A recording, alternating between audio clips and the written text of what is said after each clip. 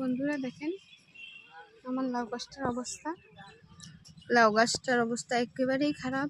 তো আগে অনেক মোটা ছিল লাউ গাছটা, তো এখন দেখেন শুকিয়ে যাচ্ছে। তো এখানে মাটি দিতে লাগবে। আমি বস্তাতে গাড়ছি তো তার জন্য এরকম হয়েছে। তো আমি এখন লাউ গাছে মাটি দেব।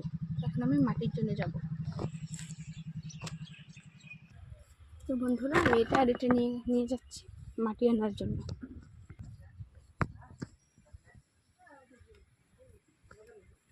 তো আপনারা আমার সাথেই থাকুন।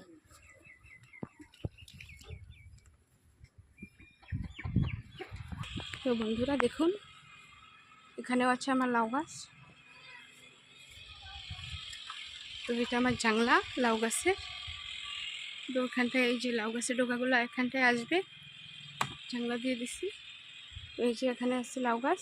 এটার চেহারা একদমই খারাপ, আমি যত্ন করতে পারছি না তার জন্য। তো চলেন বন্ধুরা আমি এখন মাটি নেব।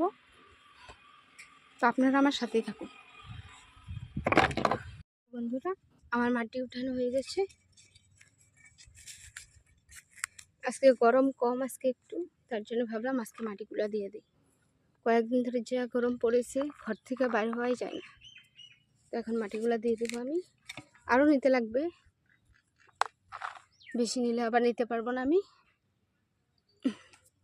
তো বন্ধুরা আমার সাথেই থাকুন। তো বন্ধুরা আমার মাটিগুলো আমি এনে এরকম করে দিয়ে দিলাম।